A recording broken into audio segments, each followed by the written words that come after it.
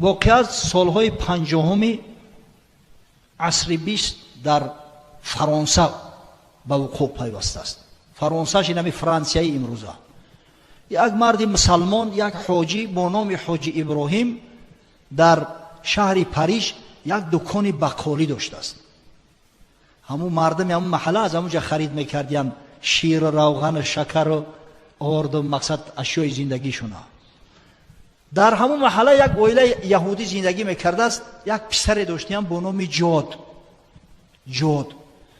جادش اگر با زبان خودمون با زبان عربی و زبان اسلامی بگیریم یهود میشود. اگه مردم اروپا جاد میگن میره. این اودا میگن کورسو، این نام است، اسم خاصه. بچه که 7 ساله هر صبح می اومده است از دکان حاجی اسماعیل شیر میخریده برای خونه شونه و همه هر سحر می اومده است مورد خوب یافته یا شکلات میگرفته در کیسهش میزده است میرفته. عادتش همین. بجای میدزدیده است یا شکلات همین کودک مردم قند دوست میداره شکلات. یا رو سروسیمتر میآید ای خواب خزوندیانش چشماشو شکیده دیگه نمیتونه شکلات دزدیده. در هم دهانی در شیرش حاجی ابراهیم مونده دست میگیره و خفا میگرده که حاجی صداش میکنه جاد میگه او شکلات نگرفتی این روز کو؟ میگه شما میدونید من شکلات میگیرم. من میگه 6-7 باشید میدونم. میگرفته است میدیده است حاجی و تاکیدش نمیکرده است. بگو چرا مرا من نکرده؟ گو از من کردن تو چی فایده؟ اگر خداوند که تو را هدایت نکنه و این کاری بده بس نکنی اوه اینجا معنت میکنه میره اید دکان دیگر دزدی میکنی. گفت حاجی گفت من به شما وعده میتونم که دیگه دزدی نمیکنم ای دکان شما. گفت تو با من نه به خدا وعدته که اصلا دزدی نمیکنی. دزدی جنایت ای. نصیحت ببینی فرزند خدا را نصیحت نمیکنی. دزدی جنایت ای. گفت با این مرد کم وعده کرد که من دیگه دزدی نمیکنم. یا شکلات خودش برآور دادش. هر سحر می اومد از شیر میگرفت است حاجی هم یا شکلات خودش میداد استش. سالها میگذره اگه این رفیق شده است بوده که شیرینی دادی جورا نمیشه وقتی. این مسافرها بهوده ای مرکو شکلات رو در کیسه نمیزنن بیارن نوسو را بتن. و برای دیلیوی هستی. هر مشکلی که به سر ایجاد می اومده است حتما پیش همین حاجی می اومده. خواه درست سپاریده نتونه. خواه یگون بچه قدی گپش بگریزه. هر مشکلی در حیات می اومده است این حاجی را میگفته است یا لحظه صبر کن. یک کتاب داشته است کتاب باز میکنه چیزی میخونه و بیان مصلحت میته. قدرت خداوند همون مصلحت همین خیلی با مورد خشروی میگه که مشکلش حل میشود.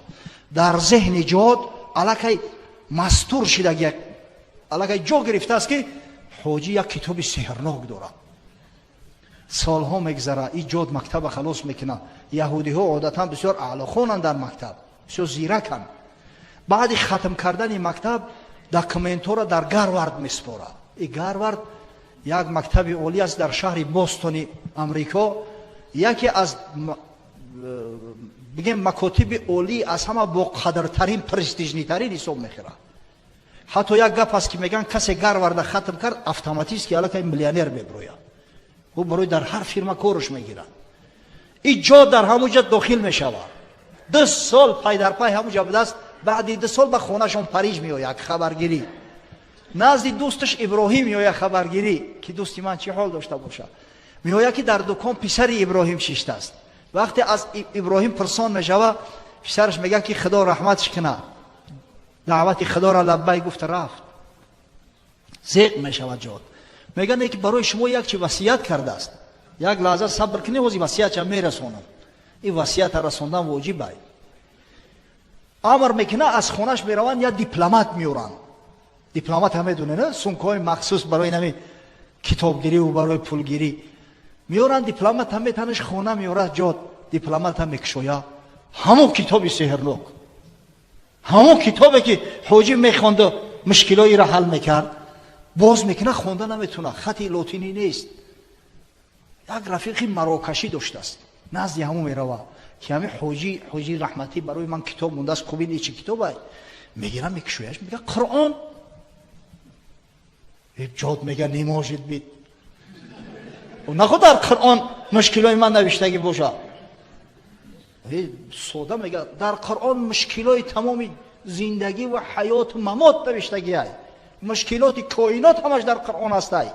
جمیع العلم فی القرآن لکن تقاصر عنه افهام الرجال. تمام علوم در قرآن هست، عقل انسانان هم میگیره. یک چیزی را کفش کردن اگر کشف شد، بعد یا میگن سبحان الله اوی در قرآن بدست کو. انسان خاصیتش همی است.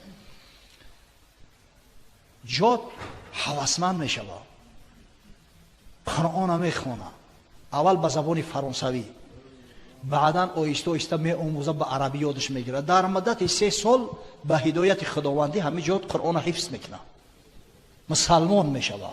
این جای افسانه‌گویی نیست، اصلا مسجد جای افسانه نیست. این آدم دکتر جادالله قرآنی نام داره. سال 2000 جایزه شاه فیصل در همین دکتر جادالله قرآنی دادگیان. با از همه خدمت کرده ترین در اسلام همین جایزه سپاریده میشه. این مثل جایزه اسکار است. آن همین دکتر سال 2000 سزاوار یعنی همین جایزه شد است برادران. وقتی مسلمان شد همین یهودی بچه نامش جادالله ماندن. و از بس که قرآن در 3 سال حفظ کرد، جادالله قرآنیش میگن. با شرافت دعوت دکتر جادالله قرآنی 6000 نفر در فرانسه دین اسلام قبول کردند. نصرانی ها برادرای عزیز با این اکتفا نمیکنه. رسپوبلیکای افریقای جنوبی میکوچه میآید. یوار در مدت 3 سال در یوار، همون سال 2000 یوار اومده است، در مدت 3 سال با شرافت دعوت دکتر جادالله 1 میلیون زنگی از قبیله زلوس دین اسلام قبول میکنند. الله اکبر. در سن 53 سالگی خدا رحمت مغفرتش کنه ایما جوانتر بوده است.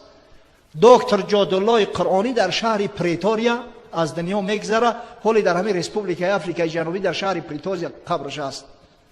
مسلمانایی که با خبر و آگاه هستن وقتی که رفتن زیارت میکنن قبرش.